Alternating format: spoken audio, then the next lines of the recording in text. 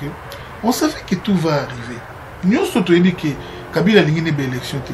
Ba beni na bani neza na ngolo kuta. Ezaka ba jeu ya kosala pour que trouble bandakuna. Tant trouble bandakuna les mots te bandi aller et barder malamoko. Ba tupe ya Kinshasa balobi que sans beni to voter te. Ba tupe ya bo sans beni na ndenge ya solidarité, sans beni to voter pété. Alors c'est ce que Kabila cherche yango wana. Dik lo Kabila zoluka yango wana. Opposition, il fallait pas un plan A, un plan B, un plan C. Opposition, bazaka ko consommer. Bazaka ko consommer. Tout ce que les pouvoirs fait, bazaka ko consommer. Mais il n'y a pas vraiment de réaction. C'est là où le bas blesse. Il faut que ça n'a pas si mingi yangwana. Bande quoi beni bazali, ba congolais. Ba voter pourquoi? Oh Ebola. Ebola nini tamu. Ebola zela ki ba basa ki ba campagne kuna. Ba foule no soto mona ki na ba play wana. Ebola zela ki te. Ebola koma ka jour élection. Ka jour mora élection de Ebola komi. Nonsense. Eza ko sakana ni na ba congolais. Tout ces eza ko sakana ba congolais. Eza ba G oyo bazo meka batela soki peuple a déjà prêt pour le soulèvement populaire. Deba meki boy. Ba tu ba sali réaction mon côté. Kasi bon mon a miné les 30. Kabila bongisi na eba élection te. Mais mon problème à moi ils que tout préparer des plans B. C'est ça le problème. Tout préparer des plans B. Auto za lelo jeudi. Ya miné ne so ko ya vendredi. Ya miné ne ko ya samedi. Alors tous en est après pour na plan B. Donc c'est ça le problème. C'est quoi plan B wana? Eza nini? Eza plan masqué. Plan B. Eza vraiment nini? Bon, plan B, c'est ce qu'on appelle la révolution. Autrement, le soulèvement populaire. Appuyé sur l'article 64. Ceux qui ont gazami na pouvoir na makasi, ne kofo population batelima. C'est très capital. Population, batala rapi ba leader na bango. Ba leader, ceux qui basé à Olimba, population pe kozaya Olimba. Mais papa Tshisekedi d'ailleurs sabiso jour où la population à côté les mains sans ordre il y a ba leader naïe des jours démocratie côté na mboka des jours changement côté na mboka mais tisi ko peuple azanika naïf azavani naïka kananda kuna azela kaka Félix Tshisekedi a pc mot d'ordre Martin Fayulu a pc mot d'ordre Jean-Pierre Bemba a pc mot d'ordre. C'est ça la naïveté du peuple congolais. Mais au jour d'aujourd'hui, si nous voulons être libérés, on doit sortir. Quand on est qui béni wana, ni les athées, j'apprends que naba héros déjà batuba nanzele beli na béni bazo manifester. Mais quand on a qu'on manifester, ils allaient bien. Mais le mieux serait bola la kane nanzela. Bozonga sauter. Donc lundi, mardi, mercredi, je bola la kane nanzela. Pour manifester, journée moko c'est rien. Des jours c'est rien. Il faut beaucoup de solutions. C'est ce qui est important. Bisogna sottolandi réponse, je n'ai pas de commentaires, mais là au moins c'est naïna loba. Au cas où il n'y a pas d'élection, tout est sous la transition. Balobi que docteur Mukwege yé azala président. Yo Docteur Mukwege c'est un Congolais, c'est un fils du pays, Azana a un très bon témoignage, ce qu'elle n'a la président. Mais le problème dans les alliés plus c'est que Docteur Mukwege n'est pas mieux connu au Congo. Docteur Mukwege Baïbika face à Naï, il a très bien soigné les femmes violées. C'est tout ce qu'on connaît de Docteur Mukwege. A soigné ma maman, na biso, bana, bani, baounu, qui victime à viol, qui toko maka 5 sur 5. Mais face B à Docteur Mukwege, to yé bien mobilité. Je ne peux pas d'emblée couper ça toutes les chances na Docteur Mukwege pendant que to yé bien. Mais jusque là, témoignage n'est pas bien. Agera hôpital ou polyclinique, mais ma solo politique. Docteur Mukwege n'a pas autant de quantité. Ce qu'on bétenga les soldats Jean-Pierre Bemba, na yebi Jean-Pierre Bemba très bien. Jean-Pierre Bemba de A à Z. Na koye biso ba point fort na ba faiblesse ya Jean-Pierre Bemba. Yondo kopona. Au bétenga les solo ya Moïse Katumbi, au bétenga les solo ya Franck Diongo. Na koye na yeto yebi très bien na Kinshasa. Olenga koye, bango nyoto yebi bango très bien na Kinshasa. Mais Docteur Mukwege, tous à la sincère. To yebi bien té. On apprend encore qu'il a soigné ma maman qui toque. Et dans la dernière minute, a eu prix Nobel de la paix. Dans la déclaration, soit sali, il y a des salabiso na Congo, c'est bien bon. Mais combat ya Docteur Mukwege, toyebi yango bien te politique ya docteur Mukwege toyebi yango bien te soyons sincères.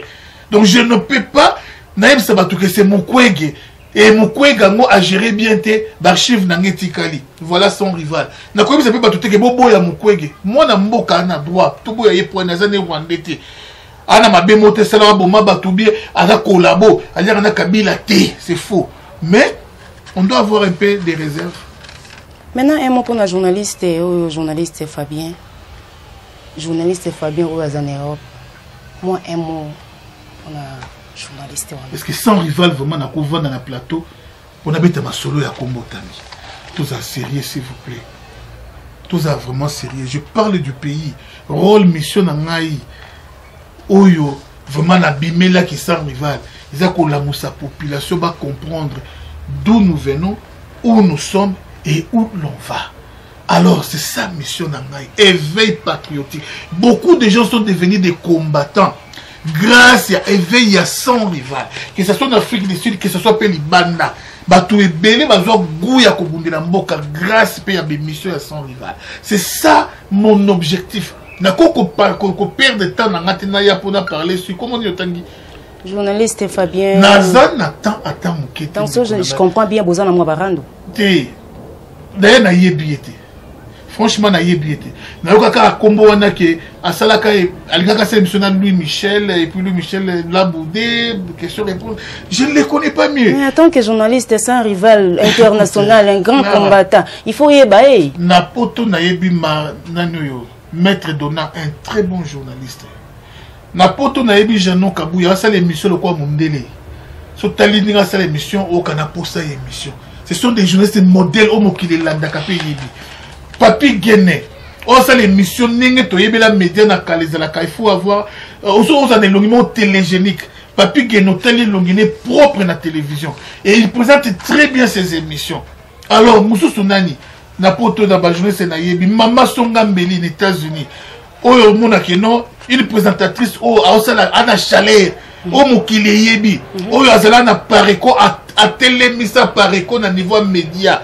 Mama Songa Mbeli lelo o ce qui mokile découvert à pareko na bato no so ba yebi c'est aussi grâce à Mama wana Songa Mbeli. A kotisa kombo ya ngwanda na mitema ya bato. Yango kolongwa na ya longwa pareko moi shit munene kota shit vraiment ya pareko et kota makasi bala to balandation à pareko te pona Mama Songa Mbeli joli Songa Mbeli dans les États-Unis. Ne bato oyo bato ba yebi. Mais comme vous nga je n'ai pas le temps. Na yebi yete, na yoka yete, kaka na likambu ya lui, mais j'ai Célie. Et Célie en tout cas, il n'a pas le poids. Et puis même sur le plan il y a monde.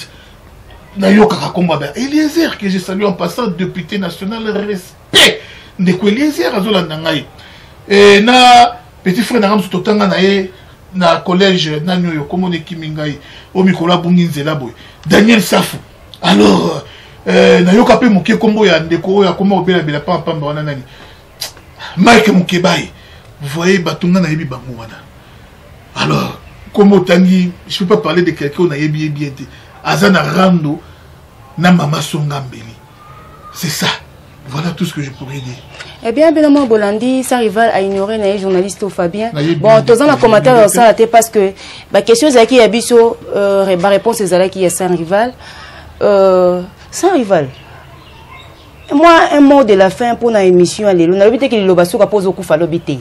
Moi, un mot de la fin pour notre émission.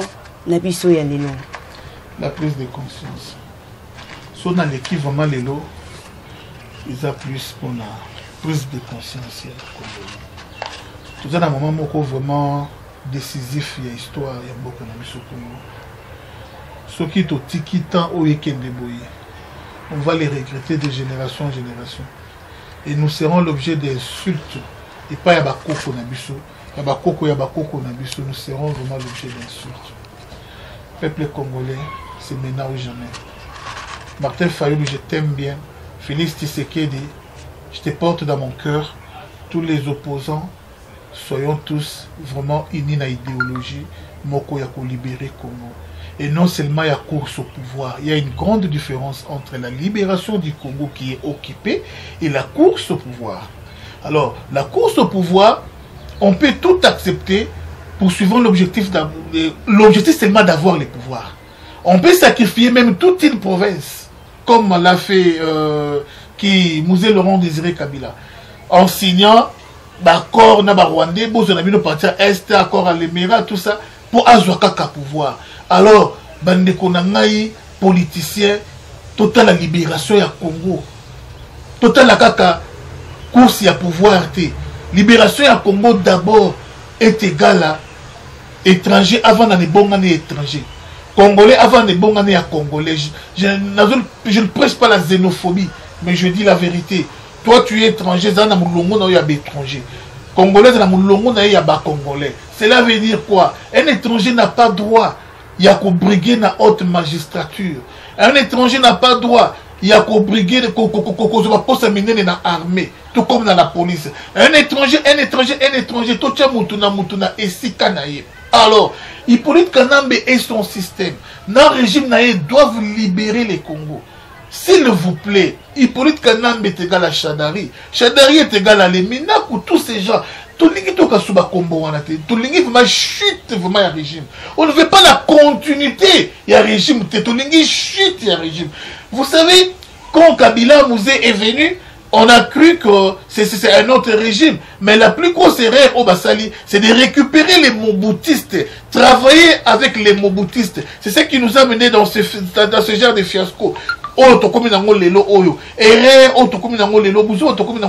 parce que Mouzé a travaillé avec les Mobutistes.